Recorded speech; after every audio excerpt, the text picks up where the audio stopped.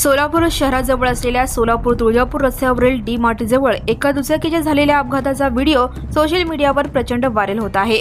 या व्हिडिओमध्ये एक दुचाकी स्वार रस्त्यावरून जाताना दिसत आहे आणि थोडे पुढे गेल्यानंतर उजव्या हाताजवळील डिवायडरला जाऊन धडकतो।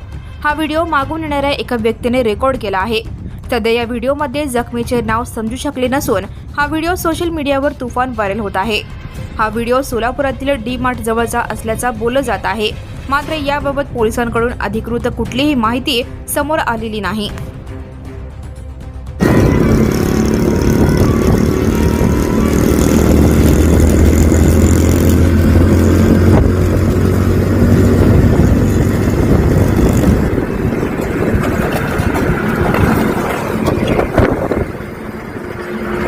Now and press the bell icon.